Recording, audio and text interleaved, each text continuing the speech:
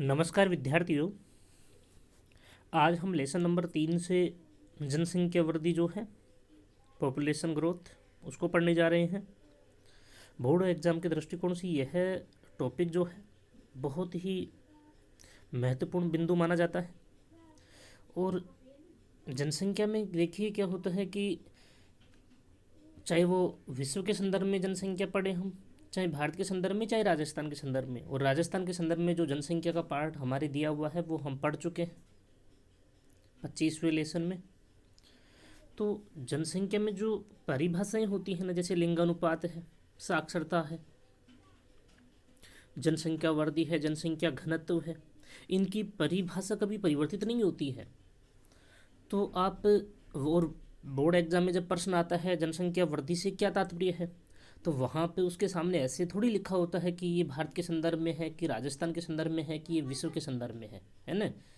अगर बड़े क्वेश्चन आएंगे परिभाषा में तो इस प्रकार का कुछ भी नहीं होता, बस वहाँ पे आपको परिभाषा लिखनी होती है। बड़े प्रश्न आते हैं तो वहाँ पे बाकायदा होता है कि राजस्थान की जनसंख्या वृद्धि को समझाइए, भारत की जनसंख्या वृद्धि को समझाइए, विश्व की जनसंख्या वृद्धि को समझाइए, कारण बताइए, है ना।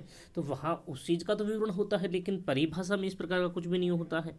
तो परिभाषा को आप तीनों ही स्टेप पे सेम तरीके से ही याद रख सकते हैं, है ना। एक जगह याद कर लोगे तो वो आप राजस्थान के संदर्भ में भी लिख सकते हो, भारत के संदर्भ में भी लिख सकते हो, ठीक है ना। तो परिभाषा बिल्कुल आप इजी स्टेप में याद कर सकते हैं, है ना। अब देखिए दो तरह से इसको जनसंख्या वृद्धि को डिफाइन किया जाता है। दो जनगणनाओं का मतलब आप जानते हैं, जैसे 2001 की जनगणना हुई है, 10 वर्षों के अंतराल पर जनगणना होती है ना। 2001 में जनगणना हुई है, उसके बाद में 2011 में जनगणना हुई है ना। और अभी जैसे 2021 में जनगणना जो उसका प्रथम जो चरण है वो रद्द कर दिया गया कोरोना की वजह से, है ना। तो उसका भी प्रारंभ हो चुका होता अब तक। तो दो जनगणनाओं के मध्य में जैसे 2001 से 2011 ये दो जनगणनाएं आपके सामने हैं। अब इन दो जनगणनाओं के मध्य में जनसंख्या में क्या वृद्धि हुई है ना। या तो इस प्रकार से दो जनगणनाओं के मध्य में जनसंख्या में होने वाली वृद्धि या परिवर्तन को ही क्या कहते हैं, जनसंख्या वृद्धि कहते हैं। एक डेफिनेशन जो ऐसे निकाल लेंगे।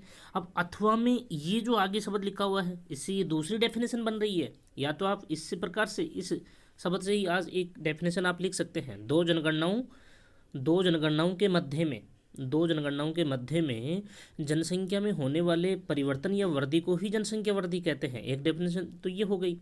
अब अथवा के रूप में देखिए, निश्चित समय अवधि के दौरान अब हम जानते हैं कि निश्चित समय अवधि क्या है, 10 वर्षों का समय है ना। भाई भारत में जनगणना 10 वर्षों के अंतराल के बाद में तो की जाती है ना। तो निश्चित समय अवधि मतलब 10 वर्षों का समय। निश्चित समय अवधि के दौरान जनसंख्या में होने वाले परिवर्तन को ही जनसंख्या वृद्धि कहते हैं। ये दूसरी डेफिनेशन हो गई ना। तो आपको बिल्कुल एज इट इसी प्रकार से दोनों तरीके की जो आपस में दी हुई है ये डेफिनेशन आपको सेपरेट लिखनी है। कि आपको कैसे लिखना है, अगर बोर्ड एग्जाम में आ जाए जनसंख्या वृद्धि किसे कहते हैं, तो बिल्कुल आपको एग्जिट ऐसे ही लिखना है, दो जनगणनाओं अथवा निश्चित समय अवधि के दौरान जनसंख्या में होने वाले परिवर्तन, या और लगा सकते हैं आप यहाँ पे, या वृद्धि को ही जनसंख्या वृद्धि कहते हैं, ठीक है ना। और यहाँ पे अंग्रेजी में भी आप लिख सकते हैं पॉपुलेशन ग्रोथ यहाँ पे आप लिख सकते हैं, है ना। और फिर परिभाषा में यहाँ पे आप जनसंख्या वृद्धि लिखी है ना, आप कहते हैं, उस कहते हैं से भी पहले आप क्या लिख सकते हैं, यहाँ पे पॉपुलेशन ग्रोथ अंग्रेजी लिख सकते हैं। तो ऐसे जब डेफिनेशन वगैरह लिखते हैं तो वहाँ पे अंग्रेजी भी लिखते हैं तो बहुत ही अच्छा होता है वहाँ पे, ठीक है ना। पॉपुलेशन ग्रोथ यह स्थानीय कारकों के कारण धनात्मक व ऋणात्मक दोनों ही रूपों में पाई जाती है। जो क्षेत्रीय जो कारक होते हैं, स्थानीय जो कारक होते हैं, प्रादेशिक जो कारक होते हैं, रीजनल जो फैक्टर होते हैं, उनके कारण ये है जनसंख्या जो वृद्धि होती है। कभी कभी जनसंख्या वृद्धि धनात्मक रूप से मतलब बहुत ज़्यादा वृद्धि कर जाती है, धनात्मक रूप से बहुत तीव्र गति के साथ में बढ़ती है। तो कभी कभी क्या होता है कि वृद्धि होने के बजाय ऋणात्मक वृद्धि होती है, जनसंख्या बढ़ने के बजाय घटने लगती है ना। तो कभी कभी तो तीव्र गति से बढ़ने लगती है, और तो कभी कभी क्या होता है कि स्थानीय जो कारक होते हैं, रीजनल जो फैक्टर होते हैं, उनके कारण जनसंख्या में ऋणात्मक वृद्धि होने लगती है, बढ़ने के बजाय जनसंख्या धीरे धीरे घटने लगती है। तो तो ये दोनों ही रूपों में पाई जाती है, धनात्मक और ऋणात्मक दोनों ही रूपों में यह है पाई जाती है। जनसंख्या वृद्धि को कुल जनसंख्या तथा निरपेक्ष वृद्धि के रूप में व्यक्त किया जाता है। कुल जनसंख्या तथा निरपेक्ष वृद्धि के रूप में व्यक्त किया जाता है। निरपेक्ष वृद्धि का मतलब होता है कि वास्तविक वृद्धि क्या हो रही है। भाई किसी क्षेत्र विशेष में अगर मान लीजिए 100 व्यक्ति हैं, किसी जनगणना में वहाँ पे 100 व्यक्ति काउंट किए गए, अब उसी क्षेत्र विशेष में दूसरी जनगणना में 200 व्यक्ति हो गए, तो हमारे को ये प्रत्यक्षतः दिखाई दे रहा है ना कि 100 से 200 हो गई, तो मतलब क्या हुआ, वास्तविक जनसंख्या में वृद्धि हो गई ना, वास्तविक जनसंख्या में वृद्धि हो गई ना, वास्तविक जनसंख्या में वृद्धि हो गई। अब इसमें एक चीज़ देखिए आप, 100 से 200 हो रहे हैं तो मतलब 100 व्यक्तियों की वृद्धि हो रही है, तो ये निरपेक्ष वृद्धि है। निरपेक्ष वृद्धि का मतलब ही वास्तविक जनसंख्या में वृद्धि होना है, ठीक है ना। और कुल जनसंख्या को किस में काउंट किया जाता है, प्रतिशत में काउंट किया जाता है, ठीक है ना, प्रतिशत में काउंट किया जाता है। तो ये डेफिनेशन के तौर पर इतनी चीज़ें आपको लिखनी है, तो ये अच्छे से ध्यान कर लेंगे आप, ठीक है ना। उसके बाद में देखिए जनसंख्या वृद्धि की गणना, जनसंख्या वृद्धि की जो गणना है हम कैसे करते हैं, मतलब जनसंख्या वृद्धि को किस प्रकार से ज्ञात किया जाता है, वो बात यहाँ पे हम पढ़ने जा रहे हैं। सामान्यतः जनसंख्या वृद्धि की गणना वर्तमान जनगणना मतलब वर्तमान जनगणना जो आपने की है वो, तथा पिछली जनगणनाओं के आधार पर, पिछली जनगणना, वर्तमान जनगणना तथा पिछली जनगणना के आधार पर की जाती है। इन दोनों, क्योंकि हमने डेफिनेशन तो यही लिए है ना, निश्चित समय अवधि भाई 10 वर्षों का समय, क्योंकि वर्तमान जनगणना और पिछली जनगणना के मध्य में कितना अंतराल रखा जाता है, 10 वर्षों का। तो वर्तमान जनगणना तथा पिछली जनगणना के आधार पर जनगणना की जाती है, जनसंख्या वृद्धि की जनसंख्या वृद्धि का जो आकलन है वो किया जाता है ना। और निश्चित समय अवधि भी यही है, और दो जनगणनाओं के मध्य में जो वृद्धि होगी उसी के आधार पर हम क्या करेंगे, जनसंख्या वृद्धि का आकलन करेंगे। तो दो जनगणनाएं, वर्तमान जनगणना हो गई और पिछली जनगणना हो गई, के आधार पर इसका आकलन किया जाता है। इन दोनों जनगणनाओं के द्वारा निरपेक्ष वृद्धि ज्ञात की जाती है। इन दोनों जनगणनाओं के द्वारा निरपेक्ष जो वृद्धि है, निरपेक्ष वृद्धि मतलब प्रत्यक्ष जो सापेक्ष वृद्धि अलग होती है, निरपेक्ष वृद्धि अलग होती है। तो निरपेक्ष वृद्धि मतलब वास्तविक जो वृद्धि हो रही है, वास्तव में ही जनसंख्या में जो वृद्धि हो रही है उसके आधार पर हम इसको ज्ञात कर लेते हैं, तथा निरपेक्ष वृद्धि के आधार पर ही दशकीय वृद्धि दर तथा वार्षिक वृद्धि दर ज्ञात की जाती है। और निरपेक्ष जो वृद्धि दर होती है उसके आधार पर ही हम दशकीय वृद्धि दर मतलब 10 वर्षों में जनसंख्या वृद्धि क्या रही है वो, तथा उस दशकीय मतलब 10 वर्षों की वृद्धि दर के आधार पर हम वार्षिक वृद्धि दर निकाल लेते हैं। 10 वर्षों का भाग देंगे उसमें तो 1 वर्ष की वार्षिक वृद्धि दर आ जाएगी, ठीक है ना। तो इस प्रकार से हम निकालते हैं। तो इसको नीचे देखिए आप प्रैक्टिकल में, यहाँ पे देखिए आप, ठीक है ना। जनसंख्या वृद्धि का आकलन हम कैसे करते हैं वो देखिए। जनगणना वर्ष, 2 जनगणना वर्ष लेंगे हम, 2011 जनगणना वर्ष को सूत्र में इसको पीएन के रूप में लिखा जाता है, पीएन, ये इस प्रकार से पीएन, ठीक है ना। 2011 पीएन मतलब प्रेजेंट जो है जनगणना उसको पीएन के रूप में लिखते हैं, और विगत मतलब पिछली जनगणना वर्ष को हम पीओ के रूप में लिखते हैं, पीओ। ओ स्मॉल है, यहाँ भी एन स्मॉल है, और दोनों जगह पी जो है वो कैपिटल है। तो 2001 की जनगणना को हम पीओ के रूप में लिखते हैं, जबकि 2011 की जनगणना को हम पीएन के रूप में लिखते हैं। मतलब इसका मतलब ये नहीं कि 2011 के साथ में अब 2021 जो जनगणना, अगर जैसे मान लीजिए अगर सकारात्मक समय रहता है तो होगी ना, तो 2021 की जो जनगणना होगी उसको हम क्या कहेंगे, उसको हम पीएन कहेंगे, और 2011 की जनगणना फिर क्या हो जाएगी, पीओ हो जाएगी, क्योंकि वो पिछली भी जनगणना हो जाएगी ना। 2021 की होते ही 2021 तो पीएन होगा और 2011 पीओ होगा। अभी जनगणना हुई नहीं है तो 2011 तो क्या है, पीएन है, मतलब वर्तमान जनगणना को पीएन के रूप में डिफाइन करेंगे और विगत या पिछली जनगणना को हम पीओ के रूप में डिफाइन करेंगे। ये सूत्र है इस प्रकार का, ठीक है ना। अब देखिए वर्तमान जनगणना मतलब 121.01, ये करोड़ जनसंख्या रही है। इतनी जनसंख्या हो गई है वर्तमान समय में। 2011 की जनगणना के अनुसार आंकड़े ये दिए हुए हैं 121.01 करोड़। यहाँ पे 2001 में जनसंख्या कितनी रही है? 102.7 करोड़। 102.7 करोड़, ठीक है ना। अब इन दोनों में जो अंतर है उसको हमने निरपेक्ष वर्दी के रूप में निकाल लिया। इन दोनों जनगणनाओं के मध्य में जो अंतर है उसको हमने निरपेक्ष वर्दी के रूप में निकाल लिया। मतलब हमने क्या किया है, वर्तमान जो जनगणना है 2011 की, उसमें से हमने विगत जनगणना जो रही है, विगत जो जनसंख्या रही है उसको घटा दिया। अब घटाने पर 121.01 में से 102.7 को हमने घटा दिया, तो घटाने पर हमारे पास में वास्तविक वृद्धि ये आई है। निरपेक्ष वृद्धि का मतलब क्या होता है? वास्तविक वृद्धि, वास्तव में कितनी वृद्धि हुई है, ठीक है ना, चाहे वो माइनस में हो और चाहे वो प्लस में हो। तो यहाँ पे तो ये प्लस में दिखाई दे रही है, हमें पूरी तरह से धनात्मक वृद्धि रही है। तो 18.3 ये हमारे पास में निरपेक्ष वृद्धि आ गई, ठीक है ना, इस प्रकार से। अब देखिए इसके हम क्या करते हैं, दशकीय वृद्धि दर ज्ञात करते हैं। अब दशकीय वृद्धि दर ज्ञात करने का जो सूत्र है वो ये है। दशकीय वृद्धि दर ज्ञात करने का सूत्र क्या है, ये आपके पास में लिखा हुआ है। पीएन का मतलब क्या होता है? वर्तमान जनगणना वर्ष, वर्तमान जनगणना वर्ष, ठीक है ना। और पीओ का मतलब क्या होता है? विगत या पिछला जनगणना वर्ष, ठीक है ना, विगत या पिछला जनगणना वर्ष। और बटे में पीओ लिखा हुआ है, तो मतलब विगत या पिछला जनगणना वर्ष। और गुणा में कितना है? 100 लिखा हुआ है, मतलब जनसंख्या वृद्धि को हम प्रतिशत में काउंट करते हैं, ठीक है ना, प्रतिशत में काउंट करते हैं इसलिए। अब यहाँ पे देखिए 121.01 पीएन तो कहाँ से लिया हमने?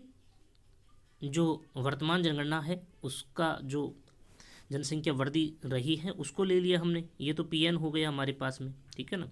और पीओ मतलब विगत जनसंख्या वृद्धि 2001 की, ये रही, है ना। और नीचे भी वही लिख देंगे और गुणा में 100 आ गया। तो ये इसको जब हल करते हैं तो हमारे पास में 17.18% आता है। कितना आता है? 17.18% आता है, ठीक है। तो ये हमने निकाल लिया।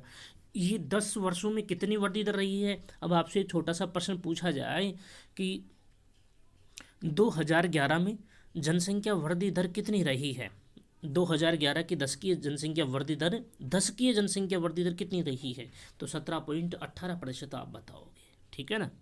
हालांकि ऐसा क्वेश्चन आता नहीं है, ये एक तरीका है किस प्रकार से हम इसको निकालते हैं। अब देखिए वार्षिक वृद्धि दर। अब हम जानते हैं कि वार्षिक वृद्धि दर हम कैसे निकालेंगे, क्योंकि हमारे भारत में जनगणना जो की जाती है वो 10 वर्षों के अंतराल के बाद में की जाती है, 10 वर्षों के पश्चात की जाती है। तो 10 का भाग दे देंगे हम इसमें। जो हमारे पास में 10 की वृद्धि दर कितनी आई है? 17.81। इसमें हम 10 का भाग दे देंगे, तो भाग देते हैं हमारे पास में कितना आ गया? 1.781%। 1.781%, मतलब हम इसको राउंड फिगर में 1.8 मान सकते हैं ना भाई। 78 है तो 78 को हम 1 मान सकते, सॉरी 78 को हम क्या मान सकते हैं? 80 कर सकते हैं इसको, तो 1.8 भी हम इसको लिख सकते हैं राउंड फिगर में, ठीक है ना। अब देखिए आगे विश्व जनसंख्या वृद्धि, क्या क्या प्रवृत्तियां रही हैं विश्व जनसंख्या वृद्धि में। मानव के प्रारंभिक समय में, मतलब मानव विकास का जो प्रारंभिक चरण था उसकी हम बात कर रहे हैं। जनसंख्या में धीमी गति से वृद्धि दर्ज की गई, मतलब मानव अपने विकास के प्रथम चरण में धीमी गति से वृद्धि करता है, ठीक है ना। इस धीमी वृद्धि के कारण विषम जलवायु, अब मानव विकास के प्रारंभिक चरण में जनसंख्या वृद्धि धीमी गति से क्यों रही है? उसके पीछे एक तो जलवायु जो फैक्टर है वो मुख्य फैक्टर माना जाता है। जो जलवायु दशाएं हैं वो एक तो मुख्य फैक्टर है। घुमक्कड़ जीवन यापन, उस समय मानव स्थायी जीवन यापन नहीं करता था, घुमक्कड़ प्रकार का जीवन यापन करता था, है ना। मतलब चलवासी प्रवृत्ति रखता था मानव, एक स्थान पर स्थायी निवास नहीं करता था। तथा खाद्य पदार्थों की कमी का होना, अब खाद्य पदार्थ जो हैं उनकी भी कमी थी, है ना। तो इस कारण जनसंख्या में धीमी गति से वृद्धि होती है। मानव ने जैसे जैसे पशुओं को पालतू बनाया, अब मानव ने क्या किया? जंगली जानवरों में से ही कुछ पशुओं को अपना मित्र बना लिया और उनको पालने लगता है। अब पशुओं को पालने लगता है तो उनको पालने ने के साथ में ही उन पशुओं को रखने के लिए स्थायी अधिवास की आवश्यकता महसूस होती है। अब पशुओं को खिलाने के लिए चारे की आवश्यकता होती है, तो धीरे धीरे जंगली जो पेड़ पौधे होते हैं उनमें से भी उसने छांट करके अपनी बुद्धि और चातुर्य का जो परिचय देते हुए कृषि में से भी उन बीजों को अलग कर लिया जो कृषि के रूप में बोए जाने लगे, है ना। तो कृषि कार्य में भी रुचि लेने लगता है मानव, और वैसे ही जनसंख्या में तीव्र गति से वृद्धि होने लगती है। जैसे जैसे वह जनसंख्या मतलब जैसे जैसे कृषि कार्य में और पशुओं को पालतू बनाने में अपनी रुचि दिखाता है, तो वैसे वैसे ही जनसंख्या में तीव्र गति से वृद्धि होने लगती है। कहने का मतलब हम ये कह रहे हैं, जैसे ही मानव अस्थायी अधिवास से आगे बढ़ते हुए स्थायी प्रकार के अधिवास और पशुओं को पालतू बनाता है, कृषि कार्य करने लगता है, तो उसी के साथ में धीरे धीरे जनसंख्या में वृद्धि होने लगती है। जनसंख्या वृद्धि की प्रवृत्तियां देखिए। अब जनसंख्या वृद्धि की जो प्रवृत्तियां हैं विश्व परिप्रेक्ष्य में क्या रही हैं उनकी हम बात करेंगे। विश्व स्तर पर दो समयों में या दो कालों में जनसंख्या वृद्धि परिलक्षित होती है। देखिए, हम ये बात कर रहे हैं कि मानव विकास के पृथ्वी सतह पर मानव विकास के प्रारंभिक चरण से लेकर के वर्तमान समय तक का जो समय रहा है ना, वर्तमान तक का जो समय रहा है, उस वर्तमान तक के समय को हमने दो भागों में बांट दिया। मतलब एक मानव विकास के प्रारंभिक चरण से लेकर के वर्तमान तक का जो समय है, उस समय में एक ऐसा फेज आता है, मतलब एक ऐसा समय स्पष्ट रूप से दिखाई देता है। उस समय से पहले तक तो क्या होता है कि जनसंख्या वृद्धि मंद गति से बढ़ती है, लेकिन उस फेज या उस समय के बाद में जनसंख्या में तीव्र गति से वृद्धि होने लगती है। तो ये फेज क्या रहा है? ये औद्योगिक क्रांति रहा है। मतलब ये फेज जो है जिसको हमने दो कालों में बांट दिया, तो औद्योगिक क्रांति एक ऐसा फेज आता है प्राचीन समय से लेकर के मानव विकास के प्रारंभिक चरण से लेकर के वर्तमान तक का जो समय है, उसमें एक फेज ऐसा आता है औद्योगिक क्रांति के रूप में। इस औद्योगिक क्रांति से पूर्व का जो समय रहा है, पूर्व का जो समय रहा है, उसमें तो मंद गति से जनसंख्या में वृद्धि होती है। लेकिन जैसे ही औद्योगिक क्रांति का प्रादुर्भाव हो जाता है, औद्योगिक क्रांति का उद्भव हो जाता है, तो औद्योगिक क्रांति के साथ ही जनसंख्या में धीरे धीरे वृद्धि होने लगती है, और जनसंख्या इतनी रफ्तार पकड़ती है कि बहुत ही ज़्यादा जनसंख्या विस्फोट की स्थितियां भी उत्पन्न होने लगती हैं। ठीक है ना। तो 1700 औद्योगिक क्रांति से पहले तक तो क्या रहा?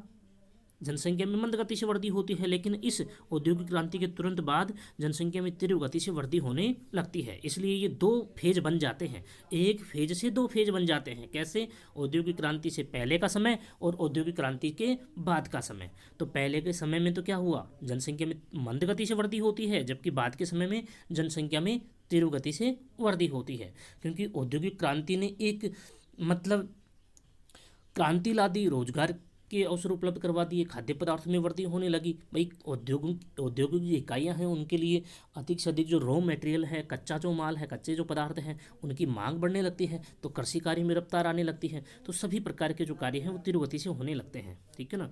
तो औद्योगिक क्रांति की शुरुआत कहाँ से होती है? इंग्लैंड से। कब होती है? 1779 में, 1779 में। ठीक है ना, 1779 में। ठीक है।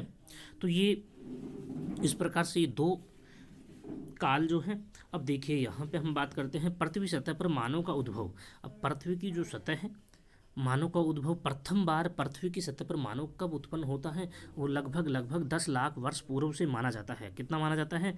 10 लाख वर्ष पूर्व से माना जाता है। कहीं कहीं आपको कई जो किताबें हैं उनमें 10 लाख से 20 लाख वर्ष पूर्व भी लिखा हुआ मिल जाएगा, तो वो भी ठीक है। ठीक है ना।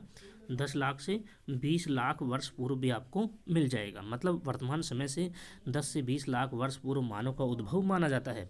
अब कई विद्वान मानव का जो प्रथम बार जो उद्भव है, जैसे टेलर महोदय के अनुसार अगर हम देखते हैं, तो वास्तव में ग्रिफिथ टेलर महोदय ने मानव का उद्भव जो है वो अरल सागर और आपका जो कैस्पियन सागर है, यूरेशिया महाद्वीप में, यूरोप और एशिया वाला जो भाग है उसमें, तो वहाँ से मानते हैं। उनका मध्यवर्ती जो भाग है अरल सागर और कैस्पियन सागर का, उस मध्यवर्ती भाग से मानते हैं। जबकि अन्य जो मानव शास्त्री हैं उनके अनुसार मानव की प्रथम बार जो उत्पत्ति होती है वो आपके अफ्रीका महाद्वीप के मध्यवर्ती भाग से मानते हैं, है ना। तो वो तो एक अलग प्रकार की कंट्रोवर्सी हो गई, है ना। वो तो अलग प्रकार की कंट्रोवर्सी हो गई। इसी आधार पर जनसंख्या वृद्धि का जो आकलन है, अब देखिए हम बात क्या कर रहे हैं, इसी आधार पर जनसंख्या वृद्धि का जो आकलन है वो 4 कालों में किया जाता है। और वृद्धि जो है उसका आकलन हम वैश्विक परिदृश्य के रूप में देखते हैं तो 4 भागों में हम इसका आकलन करते हैं। एक तो प्रागैतिहासिक काल, सबसे पहले प्रागैतिहासिक काल, ये सबसे प्राचीन काल है। इस काल का प्रारंभ खाद्य संग्रहण व आखेट व्यवस्था से माना जाता है। मतलब इस समय के दौरान जो मानव जो उत्पन्न हुए हैं और प्रथम बार जो मानव जो है उसने कौन कौन से कार्य किए हैं, तो खाद्य संग्रहण के रूप में अपना जीवन यापन करता था। एक आखेट व्यवस्था, खाद्य संग्रहण और आखेट के ऊपर ही उसका जीवन निर्भर करता था। 18वीं शताब्दी के पूर्ववर्ती काल में, 18वीं शताब्दी के पूर्ववर्ती काल में, 18वीं शताब्दी से पहले के काल की बात हो रही है। पूर्ववर्ती काल में विश्व जनसंख्या वृद्धि का अनुमान जनगणनाओं के आधार पर किया जाता था। विश्व जनसंख्या वृद्धि का अनुमान जनगणनाओं के आधार पर किया जाता था। इस काल में मानव के प्रारंभिक समय में धरातल पर बर्फ के जमाव के कारण, प्रारंभिक समय में धरातल के ऊपर बर्फ ही बर्फ जमी हुई थी। प्लीस्टोसीन काल की बात हो रही है, क्योंकि प्लीस्टोसीन काल भी तो 10 से 20 लाख वर्ष पूर्व का ही रहा है ना। तो प्लीस्टोसीन काल में बर्फ ही बर्फ धरातल पर होती है। जमाव के कारण निम्न जनसंख्या वृद्धि का आकलन किया जाता है। निम्न जनसंख्या वृद्धि होती है इस प्रागैतिहासिक काल में, निम्न जनसंख्या वृद्धि होती है। जैसे इस समय तक 53 लाख जनसंख्या का अनुमान लगाया गया। संपूर्ण विश्व या संपूर्ण पृथ्वी पर कितनी जनसंख्या रही है प्रागैतिहासिक काल तक? 53 लाख, मात्र 53 लाख है, बहुत ही कम। अब यहाँ पे एक नोट के रूप में एक क्वेश्चन है, बोर्ड एग्जाम में बन जाता है, कभी कभी ऐसे क्वेश्चन भी आ जाते हैं। पृथ्वी का औसत जनसंख्या घनत्व 2001 के अनुसार, 2001 के अनुसार जनगणना 2001 है, उसकी बात हम कर रहे हैं, 44 व्यक्ति प्रति वर्ग किलोमीटर रहा है। ये प्रति का चिन्ह है, 44 व्यक्ति प्रति वर्ग किलोमीटर रहा है। जबकि 2011 के अनुसार 51 व्यक्ति प्रति वर्ग किलोमीटर, ये प्रति का चिन्ह है, स्क्वायर लगा हुआ है ऊपर ना, वर्ग स्क्वायर हो गया ना ये। 2011 के अनुसार 51 व्यक्ति प्रति वर्ग किलोमीटर है। ये नोट के रूप में आप लिख लेंगे। दूसरा काल देखिए, प्राचीन काल। इस काल का प्रारंभ 600 ईस्वी से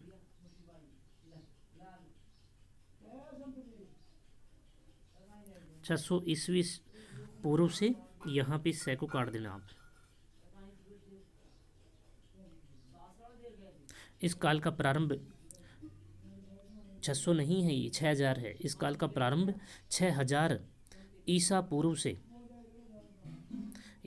से माना जाता है। ईसा पूर्व, इसकी हम बात अभी कर लेंगे। ईसा पूर्व, ठीक है ना, इसको ऐसे भी लिख सकते हैं, ईसा पूर्व से, इसको तो काट ही देंगे आप। 6000 ईसा पूर्व से या ईस्वी से पूर्व, ईस्वी पूर्व से माना जाता है। उस समय तक मानव ने कृषि कार्य, एक देखिए अब इसमें क्या होता है, धीरे धीरे वृद्धि होने लगती है। कृषि कार्य, पशुपालन प्रारंभ कर दिया था, कृषि कार्य करना प्रारंभ कर दिया था, पशुओं को पालतू बनाना प्रारंभ कर दिया था। इस काल के प्रारंभ में विश्व की कुल जनसंख्या 20-30 करोड़ के मध्य में मानी जाती है। अब देखिए जनसंख्या बढ़ती है, 53 लाख से डायरेक्ट कितनी हो रही है, 20-30 करोड़ के मध्य। इसी काल में यूनानी व रोमन सभ्यताओं का विकास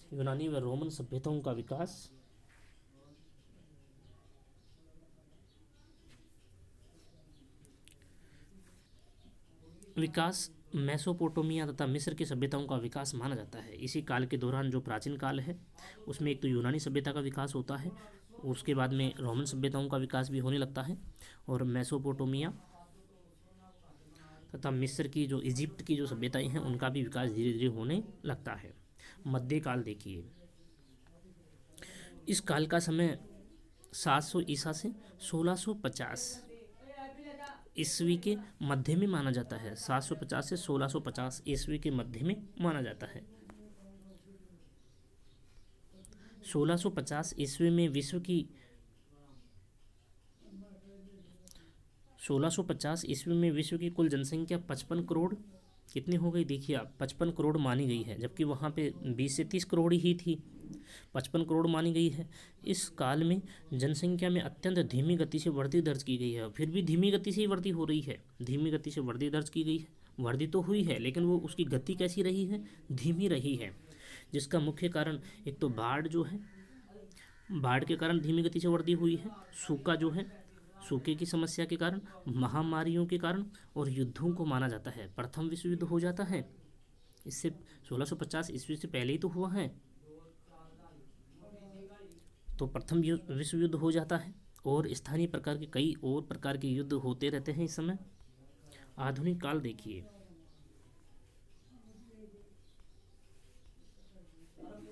इस काल का प्रारंभ 17वीं शताब्दी के मध्य से वर्तमान समय तक माना जाता है। 17वीं शताब्दी के प्रारंभ से 17वीं शताब्दी के मध्य से, प्रारंभ से नहीं, मध्य से वर्तमान समय तक माना जाता है। इस काल में 1750 ईस्वी में विश्व की कुल जनसंख्या 1750 ईस्वी में कुल जनसंख्या मध्य तक, मतलब 1750 हो गया ना। 1750 ईस्वी में विश्व की कुल जनसंख्या 80 करोड़ से बढ़कर 80 करोड़ थी, अब 80 करोड़ से बढ़कर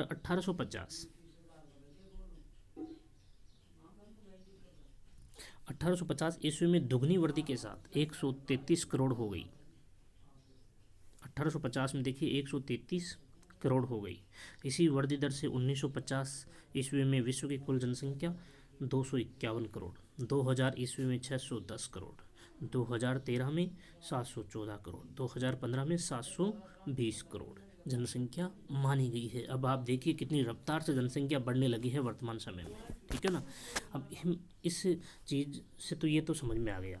अब देखिए हम एक छोटी सी बात यहाँ पे कर लें, क्योंकि ये तो ईस्वी तो आपको समझ में आता ही है। ये देखिए ईसा है, ये ईस्वी को आप काट देंगे तो ये क्या हो जाएगा, ईसा। इसको भी काट देंगे आप, ईसा हो जाएगा ये, ईसा, ईसा पूर्व से, ठीक है ना, 6000 ईसा पूर्व से, ठीक है। अब देखिए इधर, जैसे इसको हम जीरो मान ले थोड़ी देर के लिए। जो 11वीं क्लास में पढ़े हुए बच्चे हैं उन वो तो जानते हैं इस चीज़ को, लेकिन कुछ बच्चे जो नए भी जुड़े हुए हैं उनको हम बता दें कि अब देखिए यहाँ पे ये जीरो है।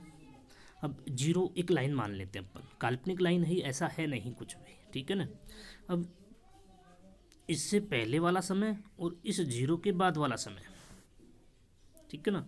अब यहाँ पे इस ये जीरो वाली जो लाइन है आपको दिखाई दे रही है, इस जीरो वाली लाइन के ऊपर ऐसे मान लीजिए कि ईसा मसीह, जो ईसाई धर्म का जो धर्मगुरु है ईसा मसीह, उसका जन्म हो जाता है।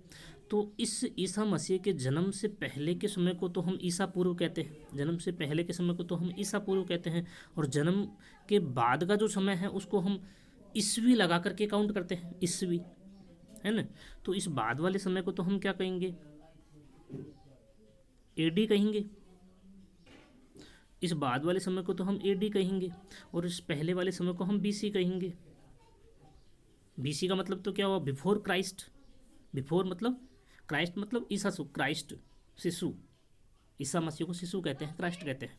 तो ईसा मसीह के जन्म से पहले के समय को तो हम इस बीसी के रूप में काउंट करते हैं, है ना। और बीसी को ही हम हिंदी में क्या कहते हैं, ईसा पूर्व, ठीक है ना। और बाद के समय को हम वैसे तो ईस्वी कहते हैं, ईस्वी, हिंदी में एडी को ईस्वी कहते हैं, है ना। और शॉर्ट फॉर्म में हम इस ई लगा करके छोड़ देते हैं, ईस्वी हो गया, ठीक है ना। और एडी जो है, एडी का फुल नाम होता है एनो डिमोली। एनो डिमोली जो एक लैटिन भाषा का शब्द है, एनो डिमोली एक लैटिन भाषा का शब्द है, जिसको हम हिंदी में इसका अर्थ होता है ईस्वी। हिंदी में क्या अर्थ होता है, ईस्वी। तो अब हम ये कर रहे हैं कि ये जो ईसा मसीह का जन्म यहाँ पे होता है इस जीरो के पास में, है ना, इस जीरो के पास में होता है। तो जैसे जैसे जैसे मान लीजिए ये समय है, यहाँ पे मान लीजिए 100 एडी है या ईस्वी है, ठीक है ना। यहाँ पे 200 है, ईस्वी है, यहाँ पे 300 है, ठीक है ना। अब ये जिस प्रकार से ये 100 से 200 हुआ, 200 से 300 हुआ, तो जैसे जैसे यहाँ पे 300 से 400, 500, 600, 700 इस प्रकार से होगा, तो मतलब ये समय तो उतना ही क्या हो जाएगा, वर्तमान के नज़दीक आता चला जाएगा। उतना ही ये समय तो क्या होता चला जाएगा, वर्तमान के नज़दीक आता चला जाएगा। जबकि इधर भी अगर हम इसी प्रकार की बात करते हैं,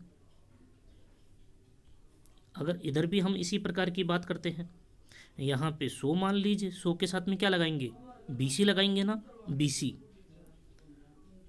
100 बीसी है, ये 200 बीसी है, ये 300 बीसी है, ठीक है ना। ये बीसी लगाते जाएंगे, 300 से फिर 400 होगा, 400 से फिर 500 होगा, 500 से फिर 600 होगा। तो इस प्रकार से अगर हम इस प्रकार से यहाँ पे डिजिट, इधर अगर डिजिट बढ़ते हैं, ईस्वी की तरफ डिजिट बढ़ते हैं, यहाँ पे डिजिट बढ़ते हैं, तो मतलब वह समय वर्तमान के साथ वर्तमान के नज़दीक आता चला जाएगा। जबकि इस बीसी के साथ में अगर डिजिट बढ़ते हैं तो वह समय उतना ही पीछे की ओर चला जाएगा। ठीक है ना। तो इस प्रकार से आपको इस समय का भी मोटा मोटा आपको ध्यान करना है। बीसी के साथ में बिफोर क्राइस्ट होता है और एडी के साथ में एनो डिमोली।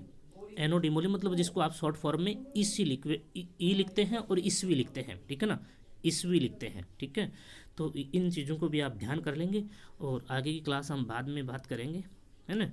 कल और परसों में इसके 2 क्लास और आएंगे, आज का हो ही गया, कल और परसों 2 क्लास और आएंगे। उसके बाद में हम चौथा लेसन पढ़ेंगे, 2 क्लास का मैटर हो रहा है इसमें। उसके बाद में हम चौथा लेसन पढ़ेंगे, तो आगे की बात हम बाद में करेंगे। ठीक है।